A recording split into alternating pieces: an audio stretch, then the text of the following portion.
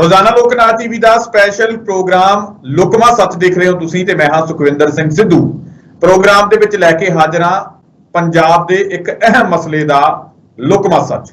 अज SDF दी report दे उपर court दे विच खुलनी सीगी, जनतक होनी सीगी ओह, पर अज एक बार फिर तो जिवें पिछली 27 तरीक नूं जिहड़ा है जज फैसला नहीं सी लै सके इस मामले दे उपर कई कुछ कारणों दे करके, ते अज उही जज जिन्हां ने फैसला लेना सी वो जज जिहड़े आ अपने आप नूं इस मामले तो अलग कर गए ने।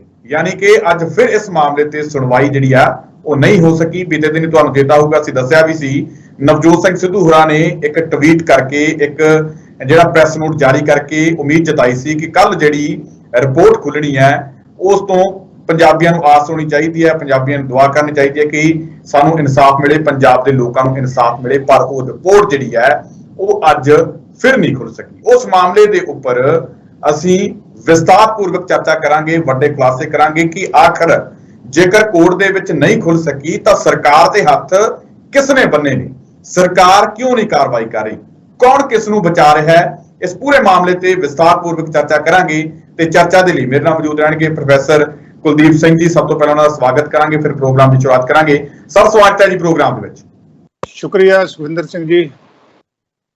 सर मैं चाहुंदा कि आपां जिहड़ी पहलां दर्शकां नूं इह जानकारी दे दईए कि जिहड़ी अज रिपोर्ट दी सुनवाई होनी सीगी SDF दी रिपोर्ट दी, वो सुनवाई जिहड़ी है वो क्यों नहीं हो सकी, ये जानकारी दे दईए, फिर आपां अगे चर्चा करांगे। मैं कहना उदों भी पहला जिहड़ी ਸਰੋਤਿਆਂ ਨੂੰ ਜਿਹੜੀ ਇਹ ਰਿਪੋर्ट जनतक ਕਰਨ ਦੀ ਗੱਲ ਜਾਂ ਨਾ ਕਰਨ ਦੀ ਗੱਲ ਜਾਂ ਨਸ਼ੇ ਦੇ ਮੁੱਦਿਆਂ ਤੇ ਰਾਜਨੀਤੀ ਦੀ ਗੱਲ, ਇਸ ਮੁੱਦੇ ਦੀ ਬੈਕਗ੍ਰਾਉਂਡ ਤੋਂ ਆਪਾਂ ਗੱਲ ਸ਼ੁਰੂ ਕਰੀਏ। ਮੁੱਦੇ ਦੀ ਬੈਕਗ੍ਰਾਉਂਡ ਇਹ ਹੈ ਕਿ ਪਿਛਲੀ ਅਕਾਲੀ ਭਾਜਪਾ ਸਰਕਾਰ ਦੇ ਦਰਮਿਆਨ ਕਾਂਗਰਸ ਤੇ ਬਾਕੀ ਵਿਰੋਧੀ ਧਿਰਾਂ ਦੇ ਲੋਕ ਸਰਕਾਰ ਤੇ ਇਲਜ਼ਾਮ ਲਾਉਂਦੇ ਰਹੇ ਕਿ ਉਸ ਸਰਕਾਰ ਦੇ ਕਾਰਜਕਾਲ ਦੌਰਾਨ ਨਸ਼ਿਆਂ ਦੀ ਤਸਕਰੀ ਬਹੁਤ ਵਧੀ ਹੈ। ਉੜਦੇ ਪੰਜਾਬ ਵਰਗੇ ਫਰੇਜ਼ ਉਦੋਂ ਪੈਦਾ ਹੋਏ ਕਿ ਸਾਰਾ ਪੰਜਾਬ ਨਸ਼ਿਆਂ ਦੇ ਵਹਿਣ 'ਚ ਬਹਿ ਗਿਆ, ਤੇ ਮੁੜ ਕੇ ਇਹ ਇਲਜ਼ਾਮ ਲੱਗਦੇ ਰਹੇ ਕਿ ਉਸ ਸਰਕਾਰ ਦੇ ਬੰਦਿਆਂ ਦਾ ਨੈਕਸਸ ਹੈ, ਸਪੋਰਟ ਹੈ। ਇਸ ਕਰਕੇ ਬਹੁਤ ਵੱਡਾ ਮੁੱਦਾ 2017 ਦੀ ਇਲੈਕਸ਼ਨ ਵਿੱਚ ਬਣਿਆ, ਤੇ ਨਾਲ ਹੀ ਕਾਂਗਰਸ ਨੇ ਵਾਅਦਾ ਕੀਤਾ ਕਿ ਜੇ ਸਾਡੀ ਸਰਕਾਰ ਪਾਵਰ ਵਿੱਚ ਆਉਂਦੀ ਹੈ ਅਸੀਂ ਪਹਿਲ ਦੇ ਆਧਾਰ ਤੇ ਨਸ਼ਿਆਂ ਦੀ ਤਸਕਰੀ ਨੂੰ ਨੱਥ ਪਾਵਾਂਗੇ। ਨਾ ਸਿਰਫ ਨੱਥ ਪਾਵਾਂਗੇ, ਉਹ ਲੋਕ ਜੋ ਨਸ਼ਿਆਂ ਦੀ ਤਸਕਰੀ ਦੇ ਪਿੱਛੇ ਹੈਗੇ ਨੇ, ਜਿਨ੍ਹਾਂ ਨੂੰ ਉਹ ਵੱਡੇ ਮਗਰਮੱਛਾਂ ਦਾ ਨਾਂ ਦਿੰਦੇ ਸੀਗੇ, ਵੱਡੇ ਮਗਰਮੱਛਾਂ ਨੂੰ ਫੜ ਕੇ ਸਲਾਖਾਂ ਦੇ ਪਿੱਛੇ ਸੁੱਟਾਂਗੇ। ਇਸ ਕਿਸਮ ਦੇ ਵਾਅਦੇ ਕਾਂਗਰਸ ਦੀ ਸਰਕਾਰ ਨੇ ਕੀਤੇ। ਪਾਵਰ ਵਿੱਚ ਆਉਣ ਤੋਂ ਬਾਅਦ ਸਪੈਸ਼ਲ ਟਾਸਕ ਫੋਰਸ ਬਣੀ, ADGP ਹਰਪ੍ਰੀਤ ਸਿੰਘ ਸਿੱਧੂ ਨੂੰ ਉਹਦਾ ਮੁਖੀ ਬਣਾਇਆ ਗਿਆ।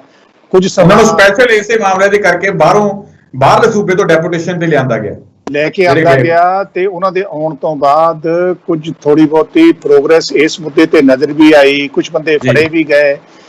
ਇਹਦੇ ਦੌਰਾਨ ਕੀ ਹੋਇਆ ਕਿ ਐਨਫੋਰਸਮੈਂਟ ਡਾਇਰੈਕਟੋਰੇਟ ਦੀ ਜਿਹੜੀ ਇਨਵੈਸਟੀਗੇਸ਼ਨ ਸੀਗੀ ਉਹਦੀ ਰਿਪੋਰਟ 2018 ਫੈਬਰਵਰੀ ਵਿੱਚ ਐਨਫੋਰਸਮੈਂਟ ਡਾਇਰੈਕਟੋਰੇਟ ਦੀ ਇਨਵੈਸਟੀਗੇਸ਼ਨ ਦੀ ਰਿਪੋਰਟ ਕੋਰਟ ਵਿੱਚ ਸਬਮਿਟ ਕੀਤੀ ਗਈ ਜੀ।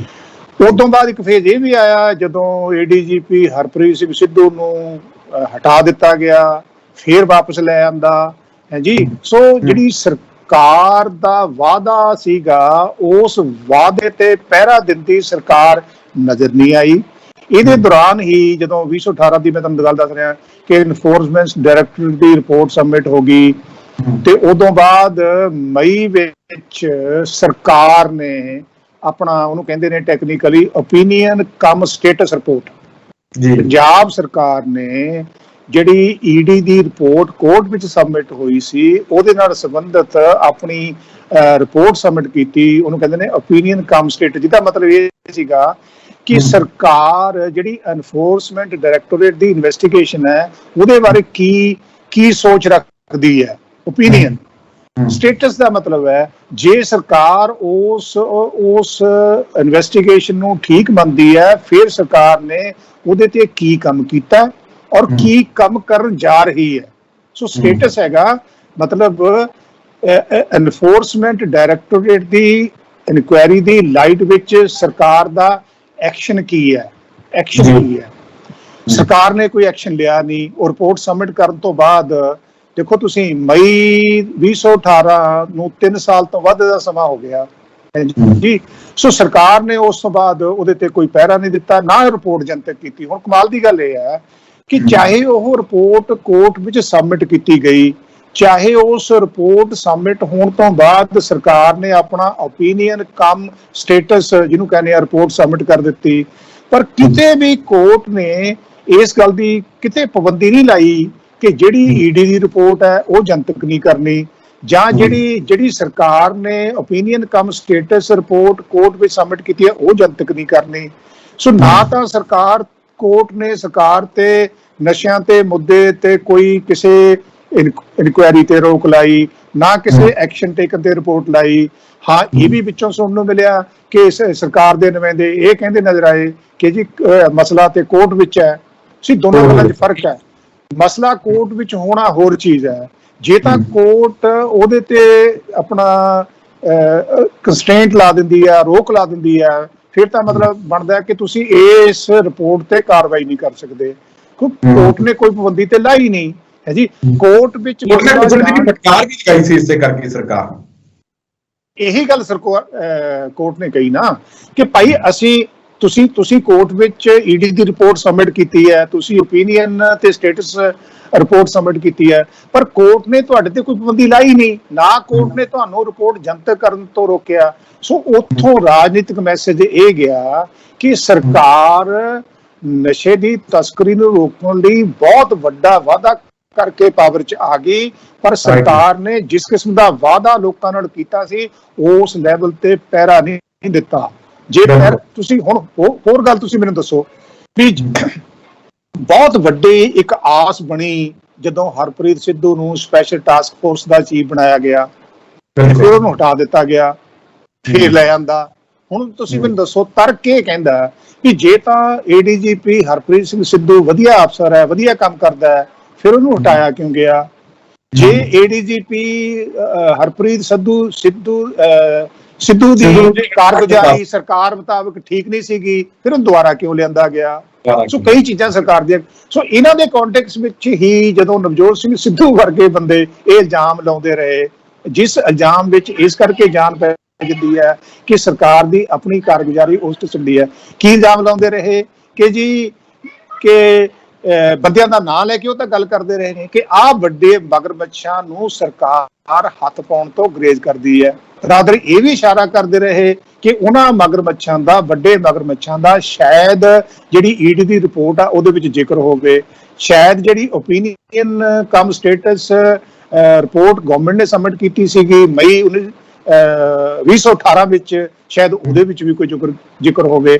ਸੋ ਨਵਜੋਤ ਸਿੰਘ ਸਿੱਧੂ ਸਮੇਂ-ਸਮੇਂ ਸਿਰ ਇਹ ਕਹਿੰਦੇ ਰਹੇ ਨੇ ਕਿ ਉਹ ਜਨਤਕ ਕਿਉਂ ਨਹੀਂ ਹੋ ਰਹੀ, ਉਹ ਉਹਨਾਂ ਬੰਦਿਆਂ ਦੇ ਨਾਂ ਕਿਉਂ ਨਹੀਂ ਬਾਹਰ ਲੈ ਕੇ ਜਾਂਦੇ। ਸੋ ਇਲਜ਼ਾਮ ਨਵਜੋਤ ਸਿੰਘ ਸਿੱਧੂ ਇਹ ਲਾਉਂਦੇ ਰਹੇ ਕਿ ਸਰਕਾਰ ਨੇ ਐਪਰੈਂਟਲੀ ਥੋੜੀ ਬਹੁਤੀ ਕਾਰਵਾਈ ਡਰੱਗ ਨਸ਼ਾ ਤਸਕਰੀ ਦੇ ਮੁੱਦੇ ਤੇ ਕੀਤੀ ਹੈ, ਪਰ ਵੱਡੇ ਮਗਰਮੱਛਾਂ ਨੂੰ ਅੱਛਾ ਉਹ ਗੱਲ ਨਜ਼ਰ ਵੀ ਆ ਰਹੀ ਹੈ ਸੀ। ਪੰਜਾਬ ਵਿੱਚ ਵੱਡੇ ਲੈਵਲ ਤੇ ਹਰ ਰੋਜ਼ ਖਬਰ ਆਉਂਦੀ ਹੈ ਕਿ ਜੀ 3 ਕਰੋੜ ਦੀ ਹੈਰੋਇਨ ਫੜ ਲਈ, 15 ਕਰੋੜ ਦੀ ਹੈਰੋਇਨ ਫੜ ਲਈ ਹੈ ਜੀ। ਕੱਲ ਪਰਸੋਂ ਕਪੂਰਥਲਾ ਵਿਖੇ ਬੜੀ ਵੱਡੀ ਖੇਪ ਫੜੀ ਗਈ ਹੈ, ਜਿਹਦਾ ਮਤਲਬ ਇਹ ਹੋਇਆ ਕਿ ਜਿਹੜੀ ਵੱਡੇ ਲੈਵਲ ਤੇ ਨਸ਼ੇ ਦੀ ਤਸਕਰੀ ਆ ਉਹ ਬੰਦ ਨਹੀਂ ਹੋਈ। ਅੱਛਾ, ਇਹ ਵੀ ਲਗਾਤਾਰ ਰਿਪੋਰਟਾਂ ਆ ਰਹੀਆਂ ਨੇ ਕਿ ਨਸ਼ਿਆਂ ਦੇ ਸੇਵਨ ਨਾਲ ਪੰਜਾਬ ਦੇ ਜਿਹੜੇ ਨੌਜਵਾਨ ਨੇ ਜਿਵੇਂ ਪਹਿਲਾਂ ਮਰਦੇ ਸੀ ਉਦਾਂ ਹੀ ਮਰ ਰਹੇ ਨੇ। ਹੋਰ ਵੀ ਤੁਹਾਨੂੰ ਮੈਂ ਕਮਾਲ ਦੀ ਗੱਲ ਦੱਸਦਾ ਕਿ ਜਿਹੜੀ ਸਰਕਾਰ ਇਹ ਕਹਿੰਦੀ ਹੈ ਨਾ ਕਈ ਵਾਰ ਕਿ ਜੀ ਪਾਕਿਸਤਾਨ ਵਾਲੇ ਪਾਸਿਓਂ ਸਮਗਲਿੰਗ ਹੁੰਦੀ ਆ, ਅਫਗਾਨਿਸਤਾਨ ਵਾਲੇ ਪਾਸਿਓਂ ਸਮਗਲਿੰਗ ਹੁੰਦੀ, ਇਹ ਤੁਹਾਨੂੰ ਮੈਂ ਦੱਸਦੇ ਹਾਂ ਕਿ ਜਿਹੜੀ ਸਮਗਲਿੰਗ ਅਫਗਾਨਿਸਤਾਨ ਤੋਂ ਪਾਕਿਸਤਾਨ ਤੋਂ ਇੰਡੀਆ ਵਿੱਚ ਆਉਂਦੀ ਹੈ ਨਾ ਜੀ, ਉਹ ਅਫੀਮ ਤੇ ਹੈਰੋਇਨ ਵਗੈਰਾ ਦੀ ਹੈ। ਤੇ ਬਹੁਤੇ ਬੰਦੇ ਜਿਹੜੇ ਪੰਜਾਬ 'ਚ ਮਰ ਰਹੇ ਨੇ ਉਹ ਸਿੰਥੈਟਿਕ ਡਰੱਗਸ ਨਾਲ ਮਰ ਰਹੇ ਨੇ। ਤੁਹਾਨੂੰ ਮੈਂ ਦੱਸਦੇ ਹਾਂ, ਸਰੋਤਿਆਂ ਨੂੰ ਦੱਸਦੇ ਹਾਂ ਕਿ ਅਫਗਾਨਿਸਤਾਨ ਦੁਨੀਆ ਦਾ ਅਫੀਮ ਪ੍ਰੋਡਿਊਸ ਕਰਨ ਵਾਲਾ ਸਭ ਤੋਂ ਵੱਡਾ ਮੁਲਕ ਹੈ। ਸਭ ਤੋਂ ਵੱਧ ਦੁਨੀਆ ਦੀ ਓਪੀਅਮ ਅਫਗਾਨਿਸਤਾਨ ਵਿੱਚ ਪ੍ਰੋਡਿਊਸ ਕੀਤੀ ਜਾਂਦੀ ਹੈ। ਅਫਗਾਨਿਸਤਾਨ ਵਿੱਚ ਨਸ਼ਿਆਂ ਨਾਲ ਬੰਦੇ ਨਹੀਂ ਮਰਦੇ, ਪੰਜਾਬ ਵਿੱਚ ਮਰਦੇ ਨੇ। ਸੋ ਇਹ ਜਿਹੜਾ ਸੱਚ ਹੈ, ਇਹ ਗੱਲਾਂ ਪਿੱਛੇ ਕਦੇ ਹੁੰਦੀਆਂ ਵੀ ਰਹੀਆਂ ਨੇ ਕਿ ਬਈ ਇੱਕ ਨਵਜੋਤ ਸਿੰਘ ਸਿੱਧੂ ਇਹ ਬੜਾ ਸਵਾਲ ਚੱਕਦੇ ਨੇ। ਉਹ ਕਹਿੰਦੇ ਕਿ ਜਿਹੜੇ ਇਸ ਦੇ ਵਿੱਚ ਕੁਝ ਲੋਕ ਸੀਗੇ ਜਿਹੜੇ ਭਾਰਤ ਤੋਂ ਬਾਹਰ ਰਹਿੰਦੇ ਨੇ, ਉਹਨਾਂ ਦੀ ਹਵਾਲਗੀ ਦੀ ਮੰਗ ਤਾਂ ਕਹਿੰਦੇ ਕੀਤੀ ਜਾ ਰਹੀ ਹੈ, ਪਰ ਜਿਹੜੇ ਪੰਜਾਬ ਦੇ ਵਿੱਚ ਲੋਕ ਰਹਿੰਦੇ ਨੇ ਉਹਨਾਂ ਤੇ ਕਾਰਵਾਈ ਕਿਉਂ ਨਹੀਂ? ਯਾਨੀ ਕਿ ਸਿੱਧੇ ਤੌਰ ਤੇ ਆਪਾਂ ਕਹਿ ਹੀ ਸਕਦੇ ਹਾਂ ਕਿ ਜੇ ਬਾਹਰ ਦੂਜਿਆਂ ਨੂੰ ਸੱਦਿਆ ਜਾ ਰਿਹਾ ਤਾਂ ਫਿਰ ਇੱਥੇ ਆਉਣ ਦੀ ਕਾਰਵਾਈ ਕਿਉਂ ਨਹੀਂ? ਬਿਲਕੁਲ ਠੀਕ ਕਹਿ ਰਹੇ ਹੋ ਤੁਸੀਂ। ਜਿਹੜੇ ਲੋਕ ਜਿਨ੍ਹਾਂ ਤੇ ਸ਼ੱਕ ਦੀ ਸੂਈ ਜਾਂਦੀ ਹੈ, ਜਿਹੜੇ ਲੋਕ ਪੰਜਾਬ ਦੀਆਂ ਜੇਲ੍ਹਾਂ ਵਿੱਚ ਨੇ ਜਾਂ ਹਿੰਦੁਸਤਾਨ ਵਿੱਚ ਨੇ, ਉਹਨਾਂ ਤੇ ਜੇ ਉਹ ਸ਼ੱਕ ਦੇ ਦਾਇਰੇ ਵਿੱਚ ਆਉਂਦੇ ਨੇ, ਉਹਨਾਂ ਤੇ ਇਨਵੈਸਟੀਗੇਸ਼ਨ ਤੇ ਕੋਈ ਨਹੀਂ ਰੋਕਦਾ। ਮੈਂ ਤੁਹਾਨੂੰ ਇਹ ਵੀ ਦੱਸ ਦਿਆਂ ਕਿ ਹਿੰਦੁਸਤਾਨ ਦੇ ਅਮਰੀਕਾ ਤੇ ਕੈਨੇਡਾ ਨਾਲ ਵਧੀਆ ਸੰਬੰਧ ਨੇ। ਜੇਕਰ ਤੁਸੀਂ ਇਨਵੈਸਟੀਗੇਸ਼ਨ ਕਰਕੇ ਠੋਸ ਸਬੂਤ ਇਹਨਾਂ ਸਰਕਾਰਾਂ ਨੂੰ ਦਓਗੇ, ਜੇਕਰ ਮਗਰਮੱਛ ਇਹਨਾਂ ਮੁਲਕਾਂ ਵਿੱਚ ਬੈਠੇ ਨੇ, ਤੇ ਮੈਂ ਦਾਅਵੇ ਨਾਲ ਕਹਿ ਸਕਦਾ ਕਿ ਹਿੰਦੁਸਤਾਨ ਦੀ ਸਰਕਾਰ ਨੂੰ ਜੇ ਠੋਸ ਸਬੂਤ ਅਸੀਂ ਪੇਸ਼ ਕਰਾਂਗੇ, ਉਹਨਾਂ ਲੋਕਾਂ ਨੂੰ ਵਾਪਸ ਮੰਗਵਾਉਣ ਵਿੱਚ ਕੋਈ ਦਿੱਕਤ ਨਹੀਂ ਆਏਗੀ। ਸੋ ਨਾ ਮੁਲਕ ਦੇ ਅੰਦਰ ਨਾ ਮੁਲਕ ਦੇ ਬਾਹਰੋਂ।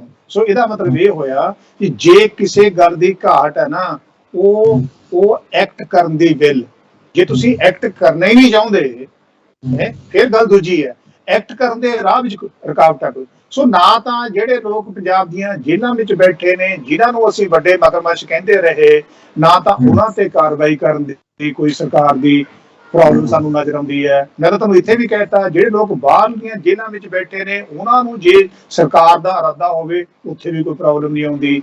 ਜਿਵੇਂ ਆਪਾਂ ਪਹਿਲਾਂ ਗੱਲ ਕੀਤੀ ਹੈ, ਜਿਹੜੀ ਐਨਫੋਰਸਮੈਂਟ ਡਾਇਰੈਕਟੋਰੇਟ ਦੀ ਰਿਪੋਰਟ ਸਬਮਿਟ ਕੀਤੀ ਸੀ, ਨਾ ਉਹਨੂੰ ਜਨਤਕ ਕਰਨ ਤੇ ਕੋਈ ਪਾਬੰਦੀ, ਨਾ ਉਹ ਰਿਪੋਰਟ, ਜੇਕਰ ਉਸ ਰਿਪੋਰਟ ਨੂੰ ਸਰਕਾਰ ਠੀਕ ਮੰਨਦੀ ਹੈ, ਫਿਰ ਉਸ ਰਿਪੋਰਟ ਦੇ ਆਧਾਰ ਤੇ ਸਰਕਾਰ ਨੇ ਕੀ ਕਾਰਵਾਈ ਕੀਤੀ। ਪਿਛਲੇ ਦਿਨ ਜਿਹੜੇ ਉਹਨਾਂ ਨੇ ਇੱਕ ਪਾਈ ਸੀਗੀ ਸਟੇਟਸ ਤੇ, ਜਾਂ ਆਪਾਂ ਕਹੀਏ ਵੀ ਇੱਕ ਪਾਇਆ ਸੀਗਾ ਲਿਖ ਕੇ ਆਪਣੇ ਫੇਸਬੁੱਕ ਦੇ ਉੱਪਰ, ਉਹਦੇ ਵਿੱਚ ਉਹ ਇਹ ਗੱਲ ਕਹਿੰਦੇ ਨੇ ਕਿ ਸਰਕਾਰ ਨੂੰ ਚਾਹੀਦਾ ਹੈ ਕਿ ਉਹ ਸੀਲਬੰਦ ਰਿਪੋਰਟਾਂ ਨੂੰ ਜਲਦ ਤੋਂ ਜਲਦ ਖੋਲਣ ਲਈ ਅਦਾਲਤ ਵਿੱਚ ਦਰਖਾਸਤ ਦੇਵੇ। ਕਹਿੰਦੇ ਕਿ ਸਰਕਾਰ ਨੂੰ ਚਾਹੀਦਾ ਕਿ ਜਲਦ ਤੋਂ ਜਲਦ ਖੋਲਣ ਲਈ ਜਿਹੜੀ ਦਰਖਾਸਤ ਦੇਵੇ ਤੇ ਮਜੀਠੀਆ ਵਿਰੁੱਧ ਮੁਕੱਦਮਾ ਕਿਸੇ ਤਰਕ ਸੰਗਤ ਸਿੱਟੇ ਉੱਤੇ ਪਹੁੰਚੇ, ਦੋਸ਼ੀਆਂ ਨੂੰ ਕਹਿੰਦੇ ਸਜ਼ਾ ਮਿਲੇ। ਉਹ ਵਾਰ-ਵਾਰ ਇਹ ਗੱਲਾਂ ਕਹਿ ਰਹੇ ਆ, ਵਾਰ-ਵਾਰ ਕੈਪਟਨ ਅਮਰਿੰਦਰ ਸਿੰਘ ਨੂੰ ਜਿਹੜਾ ਨਿਸ਼ਾਨੇ ਤੇ ਲੈ ਰਿਹਾ। ਤੇ ਜੇਕਰ ਕੈਪਟਨ ਅਮਰਿੰਦਰ ਸਿੰਘ ਦੀ ਮਿਲੀ ਭੁਗਤ ਨਹੀਂ ਹੈ, ਜਿਸ ਤਰੀਕੇ ਦੇ ਨਾਲ ਨਵਜੋਤ ਸਿੰਘ ਸਿੱਧੂ ਇਲਜ਼ਾਮ ਲਗਾਉਂਦੇ ਨੇ, ਜੇਕਰ ਵਾਕਈ ਉਸ ਤਰੀਕੇ ਦੀ ਗੱਲ ਨਹੀਂ ਹੈ, ਤਾਂ ਫਿਰ ਪੰਜਾਬ ਸਰਕਾਰ ਕੈਪਟਨ ਅਮਰਿੰਦਰ ਸਿੰਘ ਇਸ ਮਾਮਲੇ ਦੇ ਵਿੱਚ ਤੇਜ਼ੀ ਲਿਆਉਂਦੇ ਕਿਉਂ ਨਹੀਂ? ਜਿਸ ਤਰੀਕੇ ਦੀ ਕਾਰਵਾਈ ਹੋਣੀ ਚਾਹੀਦੀ ਹੈ ਉਸ ਤਰੀਕੇ ਦੇ ਨਾਲ ਫਿਰ ਕਾਰਵਾਈ ਕਰਦੇ ਕਿਉਂ ਨਹੀਂ? ਇਸੇ ਕਰਕੇ ਫਿਰ ਸੁਭਾਵਿਕ ਹੈ ਕਿ ਸਵਾਲ ਉੱਠਣੇ ਲਾਜ਼ਮੀ ਨੇ। ਨਹੀਂ, ਬਿਲਕੁਲ ਸੁਭਾਵਿਕ ਹੈ ਜੀ, ਸਵਾਲ ਉੱਠਣੇ ਲਾਜ਼ਮੀ ਨੇ। ਜੀ ਉਸ ਰਿਪੋਰਟ ਵਿੱਚ ਕਿਹਨਾਂ ਲੋਕਾਂ ਦੇ ਨਾਂ ਨੇ, ਇਹ ਤਾਂ ਉਹੀ ਲੋਕ ਜਾਣਦੇ ਜਿਨ੍ਹਾਂ ਨੇ ਰਿਪੋਰਟ ਉਹ ਪੜ੍ਹੀ ਹੈ ਜੀ, ਜਾਂ ਜਿਨ੍ਹਾਂ ਨੇ ਸਬਮਿਟ ਕੀਤੀ ਹੈ। ਪਰ ਇੱਕ ਆਮ ਵਿਅਕਤੀ ਨੂੰ ਇਹ ਜਾਣਨ ਦਾ ਅਧਿਕਾਰ ਹੈ ਕਿ ਜੇਕਰ ਉਸ ਰਿਪੋਰਟ ਵਿੱਚ ਵੱਡੇ ਲੋਕਾਂ ਦਾ ਜ਼ਿਕਰ ਹੈ, ਵੱਡੇ ਮਗਰਮੱਛਾਂ ਦਾ ਜ਼ਿਕਰ ਹੈ, ਤਾਂ ਫਿਰ ਕਿਉਂਕਿ 2017 ਵਿੱਚ ਕਾਂਗਰਸ ਨੇ ਵਾਅਦਾ ਕੀਤਾ ਸੀ, ਬਾਅਦ ਵਿੱਚ ਇਸ ਵਾਅਦੇ ਦੇ ਆਧਾਰ ਤੇ ਪਾਵਰ ਵਿੱਚ ਆਏ, ਇਸ ਕਰਕੇ ਸਰਕਾਰ ਦਾ ਇਹ ਇਖਲਾਕੀ ਫਰਜ਼ ਬਣ ਜਾਂਦਾ ਹੈ ਕਿ ਉਹ ਰਿਪੋਰਟ ਲੋਕਾਂ ਨੂੰ ਦੱਸੇ ਤਾਂ ਕਿ ਲੋਕ ਜਾਣ ਸਕਣ ਕਿ ਕਿਹੜੇ ਸੀ। ਇਹ ਬਹੁਤ ਹੀ ਮੰਦਭਾਗੀ ਗੱਲ ਹੋਏਗੀ ਜੇਕਰ ਇਹ ਗੱਲ ਸਾਹਮਣੇ ਆਉਂਦੀ ਹੈ ਕਿ ਉਸ ਵੇਲੇ ਦੀ ਸਰਕਾਰ ਦੇ ਕੁਝ ਵਿਅਕਤੀ ਇਸ ਕਿਸਮ ਦੀ ਤਸਕਰੀ ਵਿੱਚ ਸ਼ਾਮਲ ਸੀਗੇ ਜੀ। ਫਿਰ ਤਾਂ ਉਹ ਗੱਲ ਬਣੀ ਨਾ ਕਿ ਵਾੜੀ ਖੇਤ ਨੂੰ ਖਾ ਰਹੀ ਹੈ, ਚਾਹੇ ਕੋਈ ਵੀ। ਸਰ ਇੱਥੇ ਸਰਕਾਰ ਇਹ ਵੀ ਗੱਲ ਕਹਿ ਸਕਦੀ ਹੈ, ਇਹਨੂੰ ਫਿਰ ਤੁਸੀਂ ਆਪਾਂ ਕਿਵੇਂ ਦੇਖਾਂਗੇ? ਕਿਉਂਕਿ ਸਰਕਾਰ ਨੇ ਜਿਵੇਂ ਪਿਛਲੇ ਦਿਨੀ 28 ਤਰੀਕ ਨੂੰ ਜਿਹੜਾ ਖੁੱਲਣਾ ਸੀਗੀ 에ਅਰਪੋਰਟ, ਦੋਨਾਂ ਚੋਂ ਇੱਕ ਅੱਧੇ ਦਿਨ ਦੇ ਵਿੱਚ ਖੁੱਲਣੀ ਸੀਗੀ, ਤਾਂ ਉਦੋਂ ਜਿਹੜੀ ਇਹ ਕਿਸੇ ਕਾਰਨਾਂ ਦੇ ਕਰਕੇ ਖੁੱਲ ਨਹੀਂ ਸਕੀ। ਤਾਂ ਫਿਰ ਉਸ ਤੋਂ ਬਾਅਦ ਤਰੀਕ ਪੈ ਗਈ 1 ਸਤੰਬਰ, ਯਾਨੀ ਕਿ ਅੱਜ ਖੁੱਲਣੀ ਸੀ। ਅੱਜ ਜੱਜ ਸਾਹਿਬ ਜਿਹੜੀ ਇਹਦੀ ਸੁਣਵਾਈ ਕਰ ਰਹੇ ਸੀ, ਉਹ ਆਪਣੇ ਆਪ ਨੂੰ ਅਲੱਗ ਕਰ ਗਏ। ਤਾਂ ਫਿਰ ਸਰਕਾਰ ਕਹੂ ਫਿਰ ਸਾਡਾ ਕਸੂਰ ਕਿੱਥੇ ਹੈ? ਤਾਂ ਫਿਰ ਇਸ ਨੂੰ ਤੁਸੀਂ ਕਿਵੇਂ ਦੇਖਦੇ ਹੋ ਕਿ ਕੀ ਕਾਰਨ ਹੈ? ਕਿਉਂਕਿ ਆਪਾਂ ਸਵਾਲ ਨਹੀਂ ਚੁੱਕ ਸਕਦੇ ਜੁਡੀਸ਼ੀਅਲ ਦੇ ਉੱਤੇ, ਪਰ ਆਮ ਲੋਕਾਂ ਦੇ ਮਨਾਂ ਦੇ ਵਿੱਚ ਵਲਵਲੇ ਉੱਠਦੇ ਆ। ਕਿਤੇ ਇਹਨਾਂ ਲੋਕਾਂ ਦੀਆਂ ਜੜ੍ਹਾਂ ਇੰਨੀਆਂ ਡੂੰਘੀਆਂ ਤਾਂ ਨਹੀਂ ਜਿਹਦੇ ਕਰਕੇ ਕਿਤੇ ਅੱਜ ਕੱਲ੍ਹ ਕੋਰਟ ਤਾਂ ਨਹੀਂ ਪ੍ਰਭਾਵਿਤ ਹੋਣ ਲੱਗੀ? ਦੇਖੋ, ਅਸੀਂ ਕੋਰਟ ਦੀ ਕਾਰਗੁਜ਼ਾਰੀ ਤੇ ਕਿੰਤੂ ਪਰੰਤੂ ਸਾਰੇ ਫੈਕਟਸ ਪਤਾ ਹੋਣ ਤੋਂ ਬਿਨਾਂ ਕਰਦੇ ਚੰਗੇ ਨਹੀਂ ਲੱਗਦੇ। ਪਰ ਜਿਹੜੀਆਂ ਬਿਲਕੁਲ ਸਾਨੂੰ ਪਤਾ ਨੇ ਉਹਦੇ ਆਧਾਰ ਤੇ ਅਸੀਂ ਗੱਲ ਕਰ ਸਕਦੇ ਹਾਂ।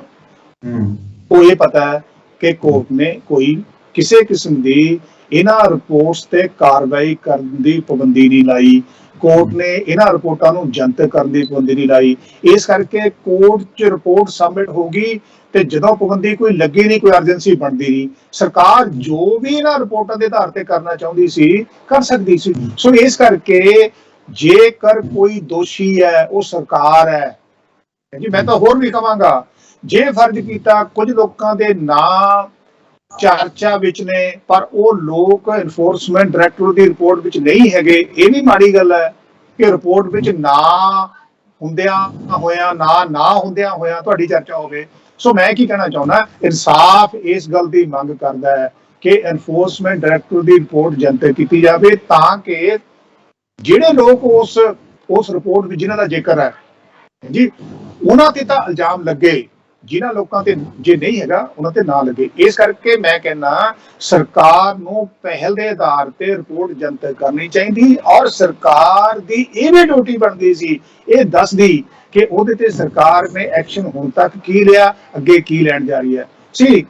ਇਹ ਤਾਂ ਬਹੁਤ ਵੱਡਾ ਮੁੱਦਾ ਹੈ। ਕਿਉਂ ਬਹੁਤ ਵੱਡਾ ਮੁੱਦਾ? ਬਹਾਨਾ ਤਾਂ ਸਰ ਰਹਿ ਗਿਆ ਸਰਕਾਰ ਕੋਲੇ ਕਿ ਜਿਵੇਂ ਉਹ ਕਹਿ ਸਕਦੇ ਆ ਕਿ ਭਾਈ ਸਾਡੇ ਵੱਲੋਂ ਕਿੱਥੇ ਰੋਕ ਹੈ, ਤਾਂ ਫਿਰ ਕੋਰਟ ਕਿਉਂ ਨਹੀਂ ਖੋਲਦਾ? ਨਹੀਂ, ਕੋਰਟ ਖੋਲੇ ਨਾ ਖੋਲੇ ਕੋਈ ਫਰਕ ਨਹੀਂ ਪੈਂਦਾ। ਸਰਕਾਰ ਕੋਲ ਤਾਂ ਰਿਪੋਰਟ ਹੈਗੀ ਹੈ ਤੇ ਸਰਕਾਰ ਨੂੰ ਜਨਤਕ ਕਰਨ ਤੇ ਆਪਣਾ ਕੋਰਟ ਨੇ ਕੋਈ ਰੋਕ ਨਹੀਂ ਲਾਈ ਹੈ ਜੀ। ਜੇ ਤੁਸੀਂ ਇਹੋ ਜਿਹਾ ਪ੍ਰੀ ਲੈ ਕੇ ਬਹਿ ਜਾਂਦੇ ਹੋ ਕਿ ਜੀ ਮਸਲਾ ਕੋਰਟ ਵਿੱਚ ਹੈ, ਮਸਲਾ ਕੋਰਟ ਵਿੱਚ ਹੈ, ਉਹ ਲੀਗਲ ਧਰਮ ਹੈ। ਇਹੀ ਸਵਾਲ ਜਿਹੜੇ ਨਵਜੋਤ ਸਿੰਘ ਸਿੱਧੂ ਬਾਰ-ਬਾਰ ਮੈਂ ਜਾਣ ਬੁੱਝ ਕੇ ਇਹ ਸਵਾਲ ਪੁੱਛਿਆ ਸੀ ਤਾਂ ਜੋ ਲੋਕਾਂ ਨੂੰ ਪਤਾ ਲੱਗ ਸਕੇ, ਕਿਉਂਕਿ ਇਸ ਤਰੀਕੇ ਦੇ ਨਾਲ ਹੀ ਬਹਾਨੇ ਬਣਾਏ ਜਾ ਰਹੇ ਆ। ਨਹੀਂ, ਸਰਕਾਰ ਤਾਂ ਮਤਲਬ ਕਟਹਿਰੇ ਚ ਇਸ ਕਰਕੇ ਖੜੀ ਹੋ ਜਾਂਦੀ ਹੈ ਕਿ ਸਰਕਾਰ ਨੇ ਬਹੁਤ ਵਡਮੁੱਲਾ ਸਮਾਂ ਜੀ 5 ਸਾਲ ਦੇ ਸਮੇਂ ਚੋਂ 3 ਸਾਲ ਤੁਸੀਂ ਰਿਪੋਰਟ ਨੂੰ ਜਨਤਕ ਕਰਨ ਤੇ ਲਾਤੇ, 3 ਸਾਲ ਤੁਸੀਂ ਲੋਕਾਂ ਨੂੰ ਇਹ ਗੱਲ ਨਹੀਂ ਦੱਸੀ ਕਿ ਉਸ ਰਿਪੋਰਟ ਦੇ ਆਧਾਰ ਤੇ ਤੁਸੀਂ ਕੀ ਐਕਸ਼ਨ ਲੈਣਾ ਚਾਹੁੰਦੇ ਹੋ ਤੇ ਫਿਰ ਤੁਸੀਂ ਇਸ ਮਸਲੇ ਪ੍ਰਤੀ ਕਿੰਨੇ ਸੰਜੀਦਗੀ ਨਾਲ ਕੰਮ ਕਰਨਾ ਚਾਹੁੰਦੇ ਹੋ। ਇਹ ਤਾਂ ਆਪਣੇ ਆਪ ਫਿਰ ਮਾਮਲਾ ਇੱਕ ਨਹੀਂ ਹੈ। ਮਾਮਲਾ ਆਪਾਂ ਸਵੇਰ ਦੇ ਪ੍ਰੋਗਰਾਮਾਂ ਦੇ ਵਿੱਚ ਵੀ ਗੱਲ ਕਰਕੇ ਹਟੇ ਆ, ਮਾਮਲਾ ਪੀਪੀਏ ਦਾ ਵੀ ਹੈ। ਉਹਦੇ ਵਿੱਚ ਵੀ ਪਿਛਲੇ 4.5 ਸਾਲਾਂ ਦੇ ਦੌਰਾਨ ਕੋਈ ਗੱਲ ਨਹੀਂ ਕੀਤੀ ਗਈ। ਉਸ ਤੋਂ ਪਹਿਲਾਂ ਵੀ ਉਹਦੇ ਵਿਚਾਰ ਵਟਾਂਦਰਾ ਜਦੋਂ ਵਾਅਦਾ ਕੀਤਾ ਉਦੋਂ ਵੀ ਕੋਈ ਵਿਚਾਰ ਵਟਾਂਦਰਾ ਇਹਨਾਂ ਨੇ ਸ਼ਾਇਦ ਮਾਹਰਾਂ ਦੇ ਨਾਲ ਨਹੀਂ ਕੀਤਾ, 4.5 ਸਾਲਾਂ ਦੇ ਦੌਰਾਨ ਵੀ ਨਹੀਂ ਕੀਤਾ ਤੇ ਹੁਣ ਆਖਰ ਆ ਕੇ ਕਹਿਤਾ ਕਿ ਮੇਰਾ ਤੇ ਕਰੀਏ ਜੀ 122 ਜਿਹੜੇ ਹੈਗੇ ਆ ਸਮਝੌਤੇ ਨੇ। ਫਿਰ ਉਹ ਹੁਣ ਲੰਬੀ ਪਈ ਹੈ ਗੱਲ, ਗੋਲੀ ਕਾਂਡ ਮਾਮਲੇ ਦੀ ਲੰਬੀ ਪਈ ਗੱਲ। ਹੁਣ ਜਿਹੜਾ ਰਹਿੰਦਾ ਖੁੰਦਾ ਹੁਣ ਆ ਵੀ ਅੜਿਆ ਪਿਆ ਕੰਮ, ਹੁਣ ਕਿਵੇਂ ਦੇਖਦੇ ਹੋ? ਇਹ ਤਾਂ ਜਾਣ ਬੁੱਝ ਕੇ ਨਵਜੋਤ ਸਿੰਘ ਸਿੱਧੂ ਹਾਂਜੀ ਦੇਖੋ ਇਹੀ ਤਾਂ ਕਮਾਲ ਦੀ ਚੀਜ਼ ਹੈ। ਜਿੱਥੇ ਕਾਨੂੰਨ ਰੁਕਾਵਟ ਹੈ ਉੱਥੇ ਤਾਂ ਚਲੋ ਹੋਵੇ ਜੀ। ਜਿਹੜੀ ਆਪਣੇ ਐਨਫੋਰਸਮੈਂਟ ਡਾਇਰੈਕਟਰ ਦੀ ਰਿਪੋਰਟ ਦੀ ਆਪਾਂ ਗੱਲ ਕਰਦੇ ਆ ਉੱਥੇ ਤਾਂ ਕਾਨੂੰਨ ਕੋਈ ਰੁਕਾਵਟ ਹੈ ਨਹੀਂਗਾ। ਮੈਂ ਉਹੀ ਗੱਲ ਕਹਿਣ ਦੀ ਕੋਸ਼ਿਸ਼ ਕਰ ਰਿਹਾ ਵੀ ਜੇ ਤਾਂ ਇੱਕ ਅੱਧਾ ਮਾਮਲਾ ਹੋਵੇ ਨਾ ਫਿਰ ਆਪਾਂ ਸਮਝ ਸਕਦੇ ਹਾਂ ਕਿ ਚਲੋ ਭਾਈ ਇੱਕ ਅੱਧੇ ਮਾਮਲੇ ਦੇ ਵਿੱਚ ਦੇਰੀ ਹੋ ਜਾਂਦੀ ਹੈ ਸਰਕਾਰ ਤੋਂ, ਪਰ ਇੱਕ ਜਿਹੜੇ ਸਭ ਤੋਂ ਅਹਿਮ ਮਸਲੇ ਸੀ ਜਿਹੜੇ ਮੇਨ ਮੈਨੀਫੈਸਟੋ ਦੇ ਵਿੱਚ ਰੱਖੇ ਗਏ ਸੀ, ਹੁਣ ਅੱਗੇ ਜਾ ਕੇ 18 ਨੂੰ ਕਾਫੀ ਏਜੰਡਿਆਂ ਦੇ ਵਿੱਚ ਜਿਹੜੇ ਮੇਨ ਇਹ ਆਏ ਆ ਉਹਨਾਂ ਦੇ ਵਿੱਚ ਹੀ ਦੇਰੀ, ਜੇ ਤਾਂ ਇੱਕ ਅੱਧੇ ਮਾਮਲੇ ਦੇ ਵਿੱਚ ਦੇਰੀ ਹੋਵੇ ਤਾਂ ਫਿਰ ਮੰਨ ਸਕਦੇ ਆ ਜਿਵੇਂ ਤੁਸੀਂ ਕਹਿ ਰਹੇ ਹੋ। ਮੈਂ ਸਮਝ ਗਿਆ ਤੁਹਾਡਾ ਪੁਆਇੰਟ। ਸਾਰੇ ਮਾਮਲਿਆਂ 'ਚ ਥੋੜਾ ਜਿਹਾ ਸਮਾਂ ਦਿਓ, ਮੈਂ ਸਮਝ ਗਿਆ ਤੁਹਾਡਾ ਪੁਆਇੰਟ ਕੀ ਹੈ। ਤੁਸੀਂ ਕਹਿਣਾ ਇਹ ਚਾਹੁੰਦੇ ਹੋ ਕਿ ਜਿਸ ਕਿਸਮ ਦਾ ਦ੍ਰਿਸ਼ਟੀਕੋਣ ਸਰਕਾਰ ਨੇ ਜਿਹੜੇ ਪਾਵਰ ਪਰਚੇਜ ਐਗਰੀਮੈਂਟ ਦੇ ਕੰਟੈਕਸਟ ਵਿੱਚ ਅਡਾਪਟ ਕੀਤਾ, ਉਸੇ ਕਿਸਮ ਦਾ ਦ੍ਰਿਸ਼ਟੀਕੋਣ ਸਰਕਾਰ ਨੇ ਆਪਣੇ ਨਸ਼ਿਆਂ ਦੀ ਤਸਕਰੀ ਦੇ ਕੰਟੈਕਸਟ ਵਿੱਚ ਕੀਤਾ। ਨਾ ਤਾਂ ਜਿਹੜੀ ਇਹਨਾਂ ਰਿਪੋਰਟਾਂ ਤੇ ਕੋਈ ਪਹਿਰਾ ਦੇਣ ਦੀ ਗੱਲ ਕੀਤੀ ਵੀ ਅਸੀਂ ਬਹੁਤ ਵੱਡਾ ਵਾਅਦਾ ਕੀਤਾ ਸੀ, ਨਾ ਪਾਵਰ ਪਰਚੇਜ ਵਾਲੇ ਜਿਹੜੇ ਐਗਰੀਮੈਂਟਸ ਨੇ ਉਹਨਾਂ ਤੇ ਉਹਨੂੰ ਸੰਜੀਦਗੀ ਨਾਲ ਪਰਸਿਊ ਕੀਤਾ ਕਿ ਅਸੀਂ ਵਾਹ ਪਰ ਕਹਿਣ ਦਾ ਮਤਲਬ ਇਹ ਹੋਇਆ। ਹੁਣ ਮੈਨੂੰ ਗੱਲ ਕਹਿਣ ਦਿਓ ਵੀ ਇੱਕ ਸਾਡੀ ਸੋਚ ਬਣ ਗਈ ਹੈ, ਇੱਕ ਸਾਡਾ ਦ੍ਰਿਸ਼ਟੀਕੋਣ ਬਣ ਗਿਆ ਕਿ ਲੋਕਾਂ ਨਾਲ ਵਾਅਦੇ ਕਰਕੇ ਪਾਵਰ ਚ ਆ ਜਾਓ ਹੈ ਜੀ, ਮੁੜ ਕੇ ਫਿਰ ਉਹਨਾਂ ਤੇ ਪਹਿਰਾ ਦੇਣਾ ਨਾ ਦੇਣਾ ਇਹ ਗੱਲ ਬਾਅਦ ਦੀ ਹੈ ਜੀ। ਇਹ ਵੀ ਹੁਣ ਇੱਕ ਤਰੀਕੇ ਨਾਲ ਪੰਜਾਬ ਦੀ ਰਾਜਨੀਤੀ ਬਦਲ ਰਹੀ ਹੈ। ਪਹਿਲਾਂ ਵਾਲੀ ਰਾਜਨੀਤੀ ਕੀ ਹੁੰਦੀ ਸੀ ਕਿ ਤੁਸੀਂ ਵਾਅਦਾ ਕਰਕੇ ਪਾਵਰ ਚ ਆ ਕੇ 5 ਸਾਲ ਬਾਅਦ ਲੋਕ ਭੁੱਲ ਗਏ। ਹੁਣ ਤਾਂ ਪੰਜਾਬ ਦੇ ਅੰਦਰ ਇੱਕ ਤੇ ਪਾਰਟੀਆਂ ਇਹਨੇ ਵੇ ਕਾਂਗਰਸ, ਅਕਾਲੀ ਦਲ, ਆਮ ਆਦਮੀ ਪਾਰਟੀ, ਬੀਜੇਪੀ, ਫਿਰ ਕਿਸਾਨਾਂ ਦਾ ਸੰਘਰਸ਼। ਇਹਨਾਂ ਹਾਲਾਤਾਂ ਵਿੱਚ ਕੀ ਹੁੰਦਾ ਹੈ ਕਿ ਲੋਕਾਂ ਨੂੰ ਮੁੱਦੇ ਯਾਦ ਕਰਾਉਣ ਦੀ ਪ੍ਰਕਿਰਿਆ ਲਗਾਤਾਰ ਚੱਲਦੀ ਰਹਿੰਦੀ ਹੈ ਇਸ ਕਰਕੇ ਜੋ ਕਾਂਗਰਸ ਨੇ ਨਾ ਲੋਕ ਤਾਂ ਜੋ ਅਕਾਲੀ ਦਲ ਦੀ ਕੋਟਕਪੂਰਾ ਬਰਗਾੜੀ ਮਾਮਲੇ ਵਿੱਚ ਜੋ ਕਾਂਗਰਸ ਦੀ ਭੂਮਿਕਾ ਸੀਗੀ ਉਹ ਨਹੀਂ ਭੁੱਲੇ ਹੈ ਜੀ, ਮਤਲਬ ਪਿਛਲੀ ਸਰਕਾਰ ਦੀ ਕਾਰਗੁਜ਼ਾਰੀ ਨਹੀਂ ਭੁੱਲੇ। ਸੋ ਲੋਕ ਜਿਹੜੀ ਇਸ ਵੇਲੇ ਦੀ ਕਾਂਗਰਸੀ ਸਰਕਾਰ ਆ ਉਹਦੀ ਕਾਰਗੁਜ਼ਾਰੀ ਕਿੱਦਾਂ ਭੁੱਲ ਗਏ। ਸੋ ਸਾਡੀ ਸੋਚ ਹੁਣ ਤੱਕ ਕੀ ਰਹੀ ਹੈ, ਹਿੰਦੁਸਤਾਨ ਦਾ ਇਤਿਹਾਸ, ਰਾਜਨੀਤਿਕ ਇਤਿਹਾਸ ਇਸ ਗੱਲ ਨਾਲ ਭਰਿਆ ਪਿਆ ਕਿ ਪਾਰਟੀਆਂ ਨੇ ਵਾਅਦਾ ਕੀਤਾ ਅਗਲੀ ਇਲੈਕਸ਼ਨ ਵਿੱਚ ਨਵੀਂ ਚੀਜ਼ ਲੈਣ ਦੀ, ਉਹ ਵਾਅਦਾ ਪਿੱਛੇ ਚਲੇ ਗਿਆ। ਇਹ ਪਹਿਲੀ ਵਾਰ ਪੰਜਾਬ 'ਚ ਹੋ ਰਿਹਾ। ਕੀ ਹੋ ਰਿਹਾ, ਜਿਹੜੇ ਵਾਅਦੇ 2017 ਵਿੱਚ ਕਾਂਗਰਸ ਨੇ ਕੀਤੇ ਉਹ 2022 ਦੀ ਇਲੈਕਸ਼ਨ ਵਿੱਚ ਸੈਂਟਰ ਸਟੇਜ ਤੇ ਰਹਿਣਗੇ ਜੀ, ਜਿਹੜਾ ਕਿ ਪਹਿਲਾਂ ਨਹੀਂ ਹੁੰਦਾ ਰਿਹਾ। ਸੋ ਤੁਹਾਡੇ ਸਵਾਲ ਦਾ ਜਵਾਬ ਮੈਂ ਕੀ ਦੇ ਰਿਹਾ ਕਿ ਸਰਕਾਰਾਂ ਦੀ, ਪਾਰਟੀਆਂ ਦੀ ਇਹ ਸੋਚ ਰਹੀ ਹੈ ਕਿ ਵੱਡੇ ਵੱਡੇ ਵਾਅਦੇ ਕਰਕੇ ਪਾਵਰ 'ਚ ਆ ਜਾਓ, ਲੋਕਾਂ ਨੇ ਮੁੜ ਕੇ ਭੁੱਲ ਜਾਣਾ, ਫਿਰ ਐਸੇ ਇਸ਼ੂ ਇਨਵੈਂਟ ਕਰਾਂਗੇ। ਇਹ ਵੀ ਗੱਲ ਅੱਜ ਮੈਨੂੰ ਇੱਕ ਸਵੇਰੇ ਕੋਈ ਵਿਅਕਤੀ ਪੁੱਛ ਰਿਹਾ ਸੀ ਕਿ ਜੀ ਕੈਪਟਨ ਸਾਹਿਬ ਹੁਣ ਉਹਨਾਂ ਮੁੱਦਿਆਂ ਨੂੰ ਇਨਵੈਂਟ ਕਰਨ ਦੀ ਕੋਸ਼ਿਸ਼ ਕਰ ਰਹੇ ਨੇ ਜਿਹੜੇ ਮੁੱਦੇ ਆਰਥਿਕ ਹੈ ਹੀ ਨਹੀਂ ਜੀ।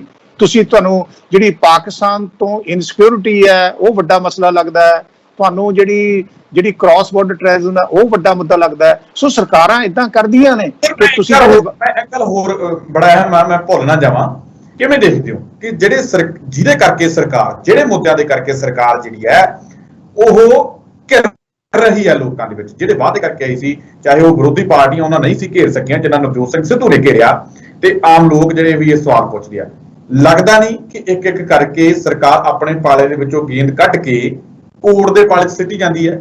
ਜਿਸ ਤਰੀਕੇ ਦੇ ਨਾਲ ਆਹ ਮਾਮਲਾ ਕੋਰਟ ਦੇ ਕਰਕੇ ਲਟਕਦਾ ਰਿਹਾ, ਉਸ ਤਰੀਕੇ ਦੇ ਨਾਲ ਪਾਵਰ PPA ਮਾਮਲੇ ਦੇ ਵਿੱਚ ਜਿਹੜਾ ਕੈਪਟਨ ਅਮਰਿੰਦਰ ਸਿੰਘ ਹੱਥ ਖੜੇ ਕਰ ਗਏ, ਉਹ ਵੀ ਸ਼ਾਇਦ ਉੱਥੇ ਜਾਣਾ ਪਊਗਾ।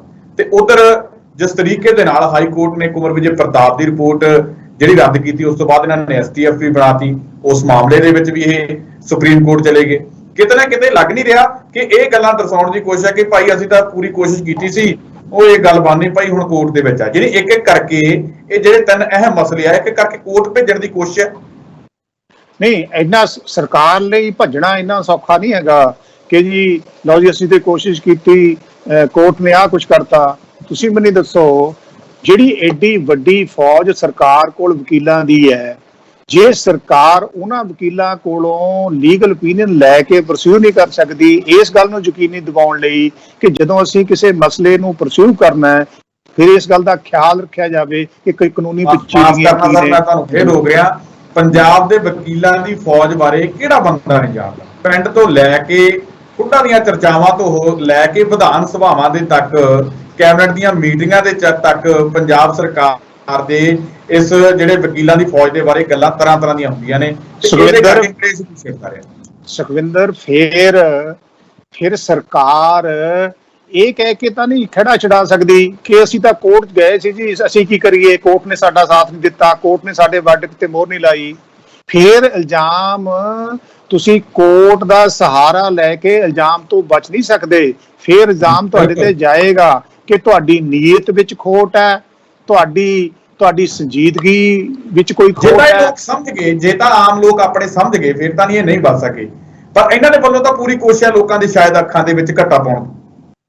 ਦੇਖੋ, ਇਹ ਗੱਲ ਮੈਂ ਤੁਹਾਨੂੰ ਹੁਣੇ ਕਹੀ ਸੀ ਕਿ ਪੰਜਾਬ ਵਿੱਚ ਜਿੰਨੇ ਲੋਕ ਰਾਜਨੀਤਿਕ ਤੌਰ ਤੇ ਇਸ ਵੇਲੇ ਅਵੇਅਰ ਨੇ, ਇੰਨੇ ਅਵੇਅਰ ਸ਼ਾਇਦ ਪਹਿਲਾਂ ਕਦੇ ਨਾ ਹੋਏ ਹੋਣ। ਕਾਰਨ ਵੀ ਤੁਹਾਨੂੰ ਮੈਂ ਦੱਸੇ ਨੇ। ਉਹਨਾਂ ਦੇ ਹੁੰਦਿਆਂ ਹੋਇਆਂ ਜਿਹੜੇ ਇਹ ਵੱਡੇ ਵਾਅਦੇ, ਜਿਹੜੇ ਨਵਜੋਤ ਸਿੰਘ ਸਿੱਧੂ ਕਾਂਗਰਸ ਵਿੱਚ ਦਾ ਪ੍ਰਧਾਨ ਹੁੰਦੇ ਹੋਏ ਕਾਂਗਰਸ ਸਰਕਾਰ ਦੇ ਖਿਲਾਫ ਰੇਜ਼ ਕਰਦੇ ਨੇ, ਇਹ ਮੁੱਦੇ ਇਸ ਕਰਕੇ ਬਾਰ-ਬਾਰ ਰੇਜ਼ ਕਰਨੇ ਪੈ ਰਹੇ ਨੇ ਕਿ ਪੰਜਾਬ ਦੇ ਲੋਕ ਇਹਨਾਂ ਮੁੱਦਿਆਂ ਨੂੰ ਭੁੱਲਣ ਵਾਲੀ ਸਥਿਤੀ ਵਿੱਚ ਨਹੀਂ ਹੈਗੇ, ਭੁੱਲਣ ਵਾਲੇ ਮੂਡ 'ਚ ਨਹੀਂ ਹੈਗੇ। ਇਸ ਕਰਕੇ ਆਉਣ ਵਾਲੀਆਂ ਚੋਣਾਂ ਵਿੱਚ ਇਹਨਾਂ ਮੁੱਦਿਆਂ ਦੇ ਆਧਾਰ ਤੇ ਕਾਂਗਰਸ ਸਰਕਾਰ ਨੂੰ ਕਟਹਿਰੇ ਵਿੱਚ ਖੜਾ ਕੀਤਾ ਜਾਏਗਾ।